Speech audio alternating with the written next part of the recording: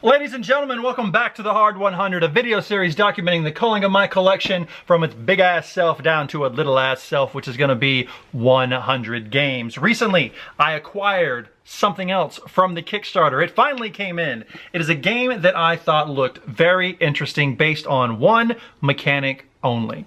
The idea of you rolling a couple of dice and shifting a little dice grid down in order to take a version of an action. It looked like a simple game. Came with a giant meeple mammoth thing, and then a saber-tooth meeple, and then a giant volcano meeple, and a bunch of tiles and some really beautiful art. This game has a simple premise, but it is an effective one nonetheless. Get your people together, baby. We raising some tribes. Rise of Tribes in this big ass box by Breaking Games, and Brad Brooks is I don't know what kind of game this is. An action selection, sort of area control-y, kind of resource management, building some shit up kind of game. Here's what you're doing. You have basically on any given turn, you have 4 things you can do. It's on the back of the box. Thing number 1, you move. You move some dudes around. Thing number 2, you lead. You try to find some other stuff like pottery to look up. You grow. You get busy and have some babies and put them around the place. Or you gather, which is just get resources. And when you're done, you use those resources to build villages or develop research things or whatever it is. This is a very simple game. The beginning of every turn, like most really good games I'm finding, in order to spice it up, there's an event. There's an event like, oh, a volcano happened, or put a saber-tooth tiger here. It kills one of the meeples. To kill it, you have to do this. Oh, there's a mammoth here. You can tame a mammoth, or you can kill a mammoth for some food, or you can give it some food,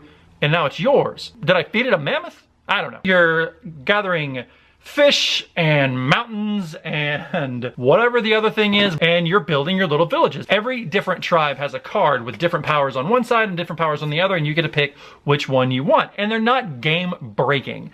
They're not cosmic encounter game breaking. They're just a special power that gives you a little boost over someone else. Also, this game is brutal. Not mean, not in that way, but what's going on in the game is really violent. If there are ever more than 5 little meeples in an area, everyone removes a meeple until there is 1 left. You and I both know what's happening there, right? They're murdering each other until there is only 1 left. And then at the beginning of every turn, you get points for every village you currently have. You get points for other things. The first person to a certain number of points wins. This box is very heavy, it's very big. There's a lot of stuff going on in here as far as mentally preparing for your future turn.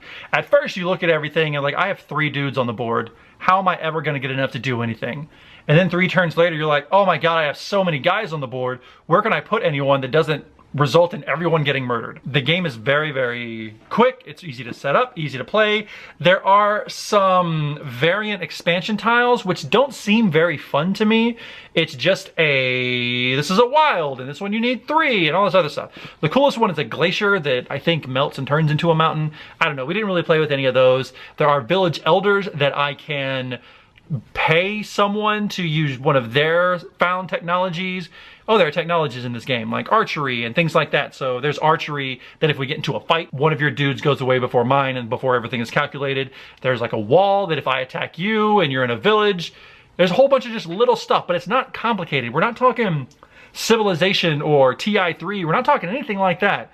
This is the most distilled, purest version of this. But the absolute best part is rolling the dice to take your action. You're gonna roll 2 dice. That dice is either gonna have a nothing, a moon, or a sun on it. And at the very top, there's a player board where all of the actions are, where you grow, your move, your all that stuff. No matter what, you're gonna be able to take a version of the action. So you have your board, and all these little spaces are gonna have dice on them. So when you move over, if you want to take the growth action, you'll be able to take 3 dudes and put them on your board where you already have people.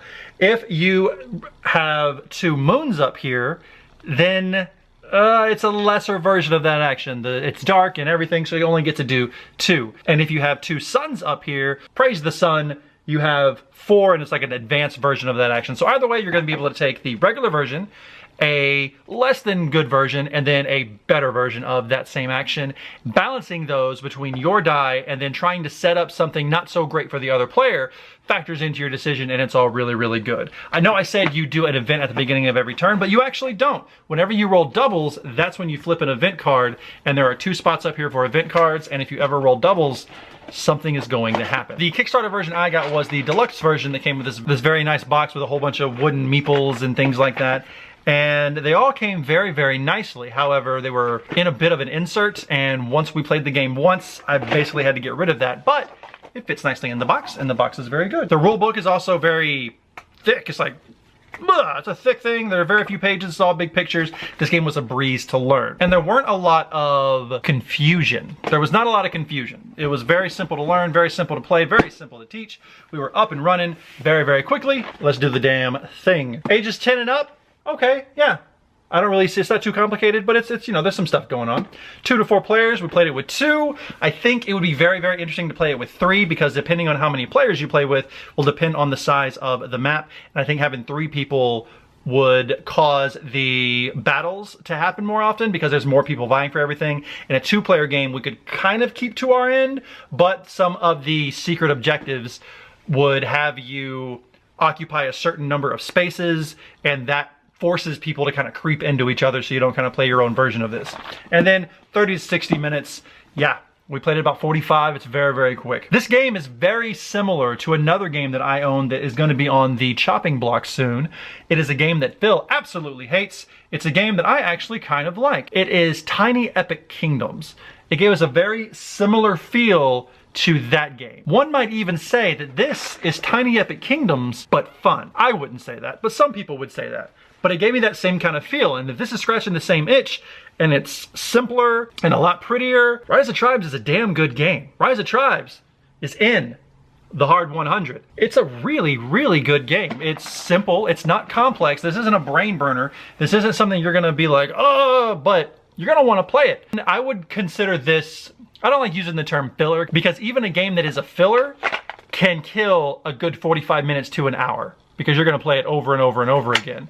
Or it's just so good that I think calling it a filler would be doing it a disservice. It's not doing this game justice to call it a filler. This game is not a filler necessarily. This game is a starter, or as Matt Lees would say, an opener. This is how you get started for the evening or the day of games, because it's very short, it's quick, it really drags you in with a theme. Let me fix that. It's a damn good game. So if you are able, if you did not get in on the Kickstarter, locate this and find it. Do you need to hope the extra little money for the deluxe edition? Not so much, but there's something really cool about having a giant meeple mammoth and a giant meeple saber-tooth tiger.